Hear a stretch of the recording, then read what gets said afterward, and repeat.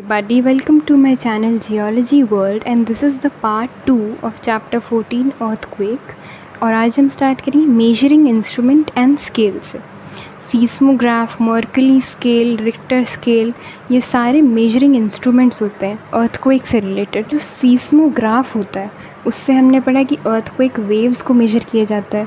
Earthquake के जो vibrations होते हैं, जो वेव्स होते हैं, उनको इस इंस्ट्रूमेंट से मेजर किया जाता है। मॉडर्न सीस्मोग्राफ्स होते हैं वो बहुत ही सेंसिटिव होते हैं, मतलब वो बहुत किलोमीटर दूर तक भी मेजर कर लेंगे आसानी से क्विक वेव्स को। सीस्मोग्राफ ऐसा दिखता है कुछ इस तरीके से, एक पेन जैसा स्ट्रक्चर होगा। वो एक ग्राफ के ऊपर लाइंस ड्रॉ करेगा। वो ग्राफ ड्रॉ करेगा वो कुछ ऐसा दिखेगा।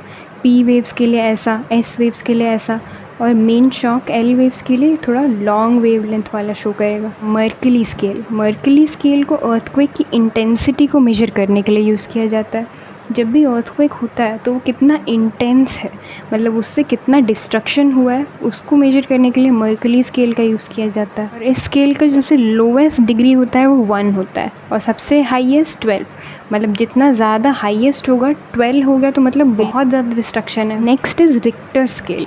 रिक्टर स्केल प्रोफेसर रिक्टर नाम के एक सीस्मोलॉजिस्ट ने डेवलप किया था, जिससे कि अर्थक्वेक का मैग्नीट्यूड मेजर किया जाता है। मर्कली स्केल में अर्थक्वेक की इंटेंसिटी मेजर की जाती है और रिक्टर स्केल में अर्थक्वेक का मैग्नीट्यूड मेजर किया जाता है। रिक्टर स्केल में मेजरमेंट 0 to 9 तक होता है, यानी कि 9 सबसे हाईएस्ट है और 0 सबसे लोवेस्ट है। जो रिक्टर स्केल पे सबसे ज़्यादा हाईएस्ट मैग्नीट्यूड आया था वो 8.9 का था, जो कि अर्थक्वेक क्राकाटोआ में हुआ था, सुंडा स्ट्रेट में।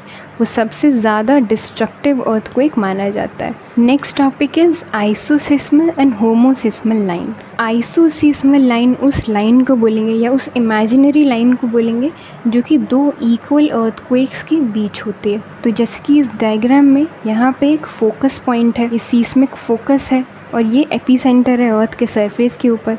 तो यहाँ पे जितने भी हमें पॉइंट्स दिख रहे हैं ये इक्वल अर्थक्वेक पॉइंट्स हैं, मतलब यहाँ पे अर्थक्वेक की जो इंटेंसिटी है वो एक जैसी है, इसलिए आइसोसिस्मल लाइन का फॉर्मेशन करेंगे। Next is homoseismal. अब होमोसिस्मल लाइन उस लाइन को बोलेंगे जो कि सेम टाइम पर होने वाले अर्थक्वेक को जॉइन करती हो। जो ये लाइंस होती हैं ये ओवल शेप की होती हैं या एलिप्टिकल, यानी कि रफली सर्कुलर शेप की होती हैं, और ये एक अर्थक्वेक के एपिसेंटर की चारों ओर ऐसी लाइंस होती हैं। दोनों आइसोसिस्मल और होमोसिस्मल लाइन में यही डिफरेंस है कि एक में इक्वल अर्थक्वेक इंटेंसिटी वाले प्लेसेस को जॉइन करता है और दूसरे में इक्वल टाइम पे होने वाले अर्थक्वेक्स को जॉइन करता है। So next is the causes of earthquake.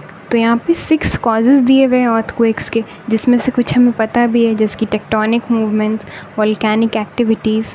So first cause is tectonic movement. Tectonic movements की वजह से अर्थक्वेक्स होते हैं। हमें पता है जब प्लेट टेक्टोनिक थ्योरी हमने पढ़ा था तो हमने पढ़ा था कि दो प्लेट्स जब एक दूसरे से टकराती है या एक दूसरे से दूर जाती है तभी अर्थक्वेक्स होते हैं। जब वो एक दूसरे से स्लाइड होके क्रॉस कर जाती हैं, एक दूसरे से स्लाइड होके गुजर जाती हैं, तब उसी टाइम पे अर्थक्वेक सबसे ज़्यादा होते हैं। जैसे कि एग्जाम्पल वैन अर्थक्वेक 28 अक्टूबर 2011 में हुआ था, जो एनाटोलियन प्लेट और अरेबियन प्लेट के कोलिजन की वजह से हुआ था। म्यांमार प्लेट और इंडो ऑस्ट्रेलियन प्लेट के टकराने की वजह से भी एक 26 दिसंबर 2004 को एक अर्थक्वेक हुआ था।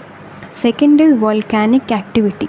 वॉल्केनिक इरप्शंस जब भी होते हैं तब भी अर्थक्वेक के होने के चांसेस बढ़ जाते हैं। वॉल्केनिक एक्टिविटीज़ वॉल्केनिक बेल्ट्स में सबसे ज़्यादा होते हैं और उन्हीं वॉल्केनिक बेल्ट्स में अर्थक्वेक्स भी सबसे ज़्यादा होते हैं। इसका एग्जाम्पल है क्राकाटोआ वॉल्केनो, जो कि 1883 में वॉल्केनिक इरप्शन की वजह से हुआ था। Third is dislocation of earth crust. जब अर्थ का क्रस्ट एक से दूसरी जगह चला जाता है, डिसलोकेट हो जाता है, तब भी अर्थक्वेक्स होते हैं। इसमें रीड ने एक थ्योरी दी थी जिसका नाम था इलास्टिक रीबाउंड थ्योरी। इस थ्योरी में कहा गया कि जब भी अर्थ के अंदर जो रॉक्स हैं वो रॉक्स एक दूसरे से अलग हो जाते हैं, डिसलोकेट हो जाते हैं टूटकर, तो वो वापस से एक दूसरे से मिल जाते हैं, मतलब वापस से किसी इलास्टिक की तरह वो एक दूसरे से जुड़ जाते हैं। तो इसी को इलास्टिक रीबाउंड थ्योरी बोलते हैं और इसकी वजह से भी अर्थक्वेक्स होते हैं। Next is adjustment of inner rock beds. जो अर्थ सरफेस के अंदर जो मैंटल में मैग्मा का मूवमेंट होता है, हमने पढ़ा था कि उसकी वजह से भी अर्थक्वेक्स होते हैं। जो प्लूटोनिक अर्थक्वेक्स होते हैं, जो अर्थ के इंटीरियर की वजह से होने वाले अर्थक्वेक्स होते हैं, उन्हें प्लूटोनिक अर्थक्वेक्स बोला जाता है। Next is pressure of the gases in the interior. हमें पता है कि कुछ एक्सप्लोसिव गैसेस होते हैं अर्थ के अंदर। अर्थ के इंटीरियर में कुछ इस तरीके के गैसेस होते हैं जो कि बाहर आने का वेट कर रहे होते हैं। मतलब कोई भी फॉल्ट होता है तो वो गैसेस बाहर आने लगते हैं, जिसकी वजह से वॉल्केनिक इरप्शन भी होता है कभी कभार, उसकी वजह से अर्थक्वेक्स भी हो जाते हैं कई कभार। Next is other causes. अब मैन मेड कॉजेज़ आ जाते हैं। मैन मेड मतलब जो ह्यूमन बींग्स के एक्टिविटीज़ की वजह से होने वाले अर्थक्वेक्स होते हैं। जो माइनिंग की जाती है उसमें जब वॉल अंदर गिर जाता है, माइंस के अंदर की वॉल जब धंस जाती है, गिर जाती है, जिसकी वजह से बहुत से लोगों की जान भी चली जाती है, उसकी वजह से भी अर्थक्वेक्स होते हैं। जो कोन्या अर्थक्वेक है, महाराष्ट्र में हुआ था 1967 में, वो भी एक मैन मेड अर्थक्वेक था। 1991 में उत्तरकाशी में भी एक मैन मेड अर्थक्वेक हुआ था, टेहरी डैम के बनते वक्त।